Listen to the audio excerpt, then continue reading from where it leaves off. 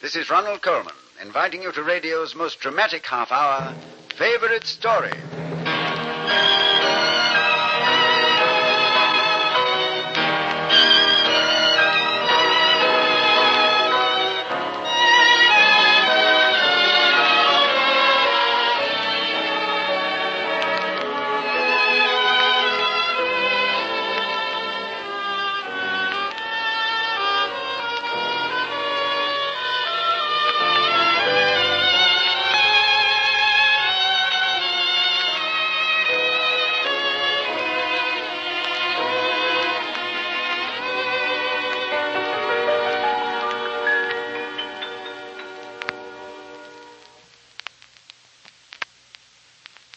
According to that connoisseur of mysteries, Alexander Wolcott, the story we're bringing you in this half hour is the best whodunit ever written.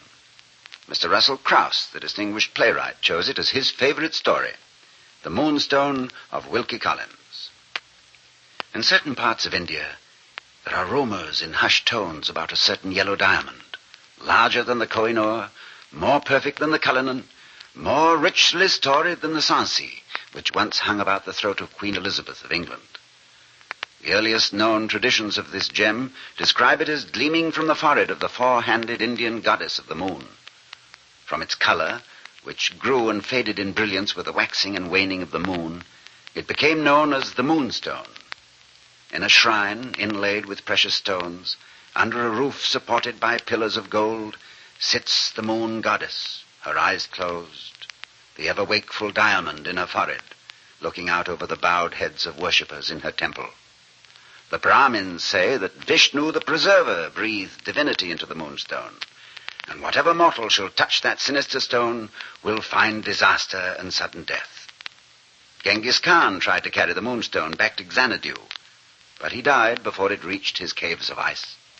The Islam conqueror Mahmud of Ghizni tore the stone from the statue's forehead and was found strangled in his sleep at the dark of the moon.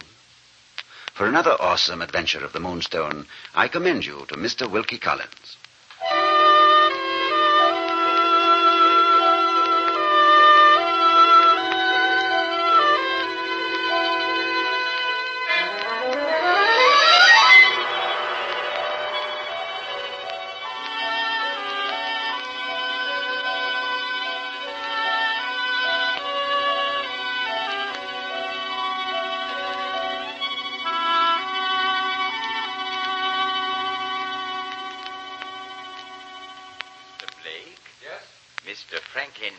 What is it? I must have words with you. You'll have to excuse me. My boat sails in an hour. I have very little time. Oh, Mr. Blake, you have no less time than I, and no more. Here in India, you must have learned that time is as endless as the river Ganges, which cannot be hurried in its course and cannot be stayed. Who are you? Why do you come uninvited to my hotel room? I've come to warn you your life is in great danger. Why? You have offended the goddess of the moon. I have no time for superstitious ravings. Now get out. I have bags to pack. I'm leaving for England. You will die, Franklin Blake. Very well, I shall die. Men do. You and whoever touches it shall be cursed. It will wither you as the frost withers the lotus in the desert night. To touch it is to go mad. To touch what? In the Hindu temple of the moon in the province of Kathiawar sits the granite image of the moon goddess, her forearms stretching toward the four corners of the earth. And for 11 centuries she has worn in her forehead the Moonstone. I know nothing of this. You know nothing of a yellow-white diamond which shimmers with the luster of the Queen of Night? Get out! You do not know that the shrine of Kathiawar has been robbed, desecrated, and the diamond snatched from the forehead of the moon goddess? You accuse me? I accuse no one. But do you imagine, Franklin Blake, that the moon goddess will suffer to lose her Moonstone on revenge? Don't prattle to me of moon goddesses. Do you fancy that the priest of Kathiawar will rest until the Moonstone again reposes in its sacred shrine? If you do not leave me, I shall ask the hotel authorities to remove you forcibly. I shall go. Have a pleasant voyage to England, Mr. Blake.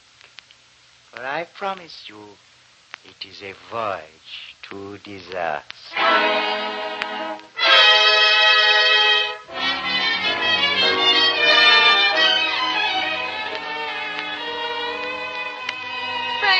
Darling. Rachel, my my sweet. dear, precious, I adorable want a kiss for Franklin. every hour I've been away from you. Oh, it's been an eternity. It has. You have no idea how difficult it is for a girl, Franklin, to be 10,000 miles away from the man she's going to marry. But I'm home, darling. That's all that matters.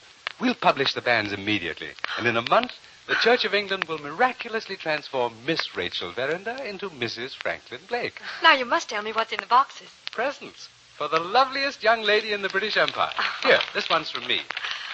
Oh, it has the scent of India about it.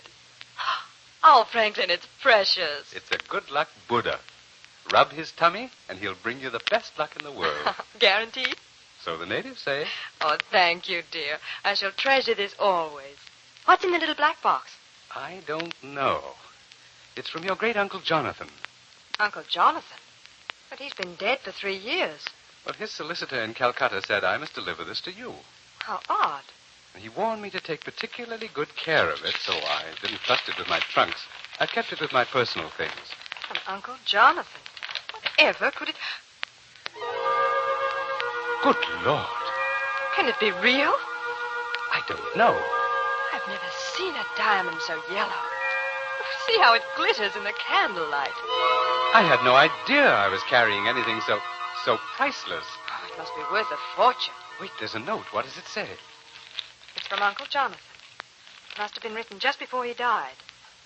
To my dearest Rachel, I bequeath my love and the Moonstone. The Moonstone? What was that? Oh, my little good luck Buddha. It's split in two.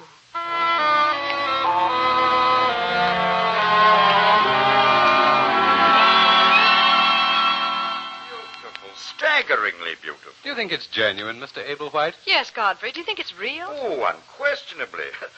I'm quite a judge of gems, though, especially diamonds. I purchased a valuable pendant as a Christmas present for the late Mrs. Ablewhite. May God rest her. Cost me 200,000 guineas, but this stone, why, I would estimate it is even more perfect than the Koh-i-Noor and of greater size. Worth, how much would you say? My dear Franklin, I'm not a diamond merchant. I'm a mere dabbler in charities. But I should guess this moonstone of yours, Rachel, would fetch £1 million. £1 million? Possibly £1 million, too. A handsome dowry, I must say. I'm a very fortunate young lady, Godfrey. And Franklin is a very fortunate young man. Ablewhite, I trust that you don't insinuate I would marry Rachel for her fortune. I insinuate? You gave the thought words, Mr. Blake. See here, I won't be insulted by anyone who pretends like... Gentlemen, Wait, stop I this didn't bickering. insult him. Franklin, I'm surprised. Cousin Godfrey said nothing to offend you. Now shake hands and say you're sorry. I'm sorry. Forgive me, Ablewhite. Didn't mean to say anything out of line. I've just been, a little jumpy since I got back from India. That's all right, old man. Well, I'll say good night. Good night, Cousin Godfrey. Have to get some sleep, you know. That's what you need, Blake. Sleep. Sleep? Oh. Poor Franklin. What's the matter with you? Oh, nothing but India fever, darling. A few more weeks of bracing English air, a few more weeks of being with you, and I'll be myself again. But I've had the most dreadful time sleeping. I promise you shall sleep tonight. Oh, if I only could. Rosanna! Rosanna! Yes, Miss Rachel? Will you bring a packet of sleeping powders for Mr. Blake? For Mr. Blake? If you'd be so kind. Oh, yes, sir. Yes, sir. Strange child. Is she new to the household? No, Franklin. Don't you remember her? Before you went away to India. Little Rosanna? Oh, she's quite grown up now. Quite. Now, darling, where are you going to keep the Moonstone? I don't know. In my jewel casket, I suppose. Oh, but you mustn't. Well, why not? Or would you leave £1 million where any servant girl could pop it under her apron while she dusted your room? Well, would you have me lock it up in a safe? Naturally. Oh, how distrustful you are, my dear. This is not a hotel. No one's going to run off with my diamond. But a little caution, Rachel, after all. Why are you so concerned about the Moonstone, Franklin? It's mine, darling, not yours. Well, Mr. Blake, Oh, the sleeping powders, Franklin. oh, thank you. here you are, sir. Why, Rosanna, how your hand is shaking. Why, it's nothing. I'm quite all right. Forgive me, sir. Forgive me, Mr. Blake. Well, what's wrong with her? Don't you recognize the symptoms, my dear? No. The girl's falling in love with you. Go to bed, darling. Sleep well.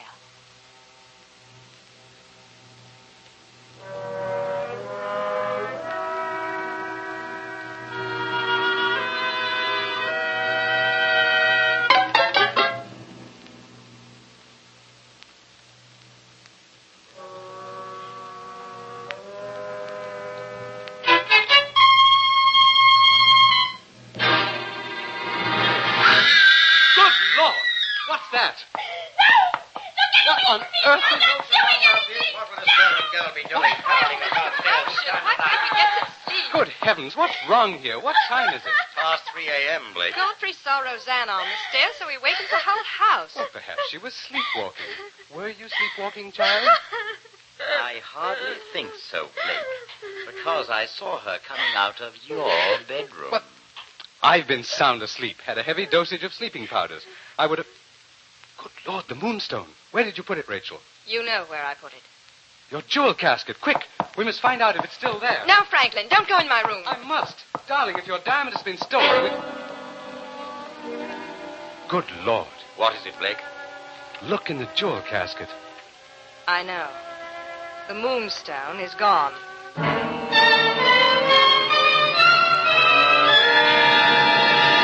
I'm a respectable gentleman, sir. I refuse to be questioned like a common thief. I'm sorry, Mr. Ablewhite, but the priceless diamond belonging to Miss Rachel Verinder has vanished. You were in the house at the time it was stolen. The government authorities insist that you cooperate with us in attempting to locate the gem. I do not understand how this is any concern of the government authorities. I called Sergeant Cuff into this investigation, Rachel. He's here at my request. You had no business calling him, Franklin. I would gather from your tone, Miss Verinder, that you have no desire to recover the Moonstone, as it's called. I refuse to answer. Hmm? Was the gem insured? No. I had just arrived with it from India. We hadn't had time to insure it. Could it have been mislaid? Miss Verinder, with your permission, I'd like to look through your closets and wardrobe, just to make sure. No. Rachel. Sergeant Cuff may not examine any part of my wardrobe. But my... Well, this makes things rather difficult. What about the servant girl, Rosanna? You may search my room, sir. I don't know anything about the diamond. Not anything. I didn't even know there was such a thing in the house. Mm-hmm. Mr. Ablewhite? I am a wealthy man, sir. I've no need to steal diamonds to increase my fortune. Mr. Blake, what have you to say? Well, I... What's that? There was a face. I saw a face near the window. Night prowler. Quick, Sergeant, out the back way. Whoever it is, we must hold them. Question them. Stop, whoever you are. Don't try to run away. We'll fire on you. The Indian. May I introduce myself? My name is Baru, priest of the goddess of the moon. Ah, Mr. Blake. I believe we have met before in your hotel room in Calcutta. What are you doing here? My mission is identical with the one that concerns you, Sergeant Cuff. I, too, am looking for the Moonstone.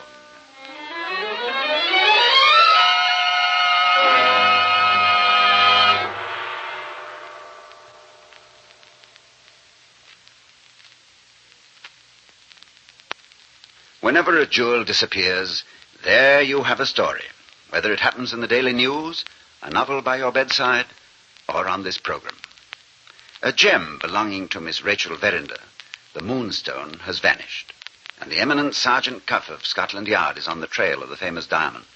We bring you Act 2 of Mr. Russell Krause's favorite story, The Moonstone.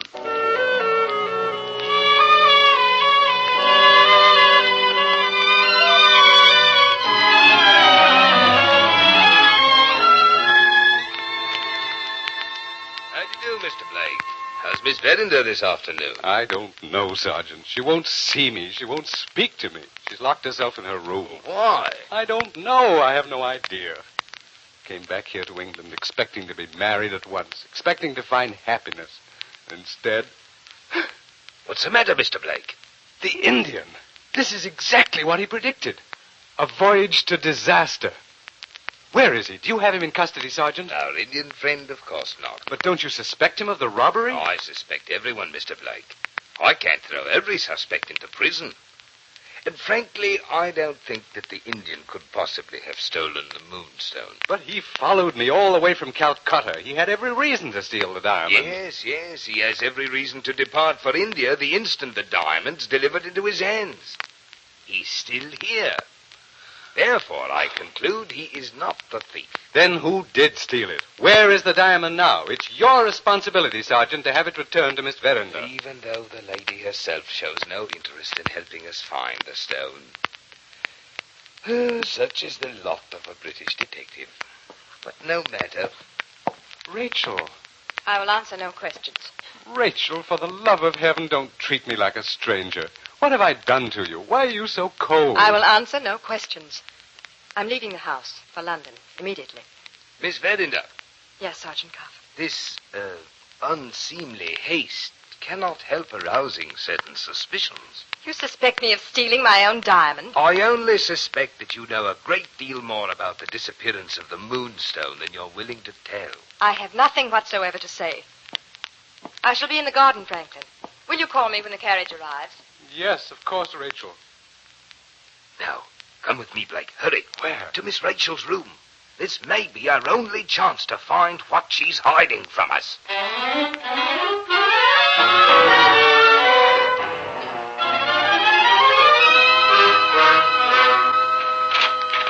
Oh, locked. Of course it's locked. Rosanna. Miss Verinder's things are all packed and ready to be taken to London. Rosanna, we must find Miss Rachel's diamond. You have a key to your mistress's room, haven't you? But you can't have it. I won't let you in. But for the sake of recovering a fortune, Rosanna. Something worth £1 million has been stolen. I won't let you in. Please don't ask it. Please, Mr. Blake. For your own sake. For my sake? Hello. What is it, Sergeant? This door. Has it been freshly painted? Why, yes, I believe Rachel said something to me about it. The door to her room was freshly lacquered just yesterday evening. Then the paint would not have been dry at the time the robbery was committed. Quite right. This sort of lacquer takes about 12 hours to set, I believe. And this paint smear by the edge of the door may very well have been made by the person who stole the Moonstone from Miss Verinder's jewel case. No, don't listen to him, Mr. Blake. He's talking nonsense. Quiet, Rosanna. Why, you're quite right, Sergeant. The paint is smeared. And if we can find a garment with a paint smear on it, the chances are excellent that the owner of that garment is the person who stole the Moonstone. Rosanna, come back! Stop her! Don't let her get away! Rosanna! Oh, you're hurting me. What do you know about this? Tell me. Don't threaten her, Blake. Get the keys from her if she has them. No, I beg you, Mr. Blake. Don't go into Miss Rachel's room. Give me those keys. There you are, Sergeant. Here's her luggage. Let's go through it together, quickly. All right. Well, there doesn't seem to be anything here. Keep looking in the other bags. Look for a garment with a brown paint smear on it. Ah, here's something. No, That's please. what she's been hiding. A dressing gown. Uh-huh. The paint smear seems to match. Are there any initials on it? F.B. Sergeant Cuff. This dressing gown belongs to me.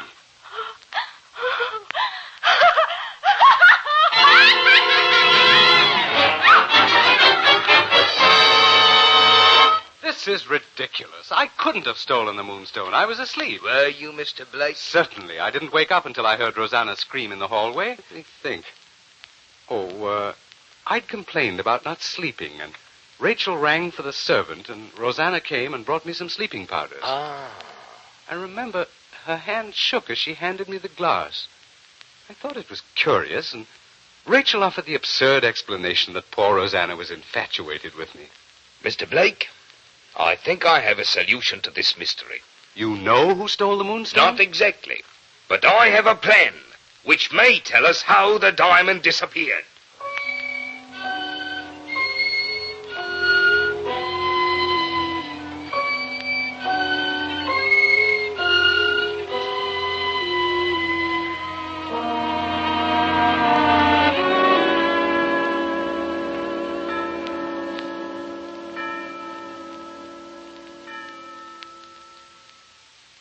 It is very kind of you to postpone your trip to London by this one night, Miss Verinder.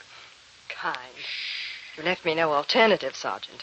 You take complete charge of my own house, refuse to summon me a carriage. It's for your benefit, Miss Verinder, that I've asked you to watch with me here tonight. What do you expect to see? I don't know precisely. But we've tried this evening to reenact, as nearly as possible, the events which took place on the night the diamond was stolen. Mr. Blake is retired at the same time as he did on that night. He took exactly the same sleeping potion. We have placed a paste replica of the Moonstone in your jewel case. And now we have nothing to do but wait, watch the hallway, and see what happens. Sergeant, no matter what happens, no matter what you see, I want you to know that Franklin Blake is not a thief. We'll soon know. The door to his room is opening. Franklin! He's wearing the dressing gown. He's going straight to your room. His eyes are so glassy. He's sleepwalking. He doesn't know what he's doing. Now, see? He brushes against the door of your room, the door which was covered with wet paint. He'll take the diamond out of the jewel box, just as he did before. You saw him steal it then, the night the Moonstone disappeared? Yes. But you wouldn't tell anyone because... Because I love him. Oh, if he'd steal from me, he could never be a faithful husband, so how could I marry him? But I could never accuse Franklin as a criminal. He's not a criminal. He doesn't know what he's doing. He's completely asleep. If Franklin took the diamond in his sleep, then what became of it? That's what we hope to find out. But how can we find the... Put the diamond in a safe place. It's an anxiety complex. He's worried about your leaving the Moonstone in a jewel box unlocked. Get the diamond and lock it in the safe. That's exactly the way he did it. He lifted the lid of my jewel box and took the stone out. But I didn't know he was sleepwalking. What did you do after that? Well, I noticed the paint smear on the door, and I knew Franklin's dressing gown must have done it. I knew this would incriminate him, and so I called my maidservant. Rosanna? Yes. She went into Franklin's room and took his dressing gown, and I hid it among my things. And Abel White saw Rosanna leaving Blake's room. But where was Abel White? Abel White. Cousin Godfrey. Where are you? You were here before. Godfrey? You took the diamond, Godfrey. He's dropped it. Just as he did before. Only Abel White was there to snatch it away. But why would Cousin Godfrey steal my diamond? Why? Because he was desperate for money. His philanthropies were just a cover-up, Miss Verinder, the whitewash for his financial manipulations. He'd suffered bad reverses. He was seriously in debt. He was in the hall that night, waiting to steal the gem himself, when Blake became his unknowing accomplice. Yes, Abel White is the man who stole your Moonstone. Oh, thank heaven it wasn't Franklin. Franklin! Oh, my darling. What? Oh. What is... I don't understand. What am I doing here? You've been sleepwalking, Mr. Blake. I have? Oh, Franklin, darling. And I thought you had stolen my diamond.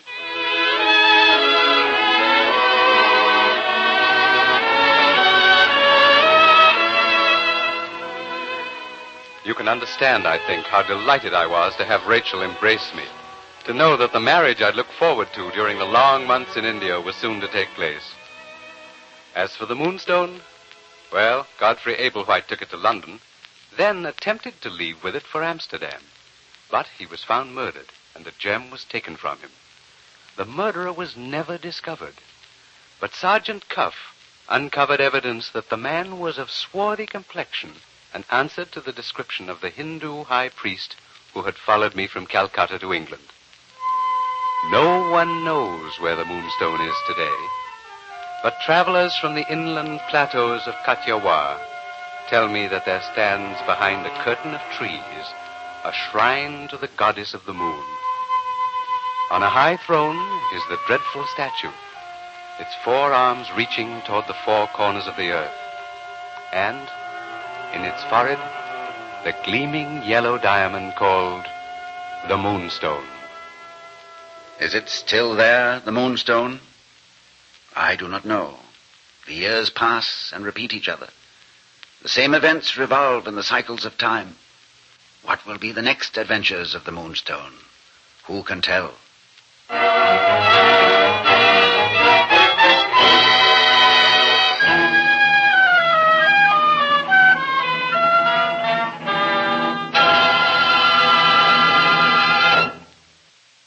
You've been listening to The Moonstone by Wilkie Collins, the favorite story of Mr. Russell Crouse.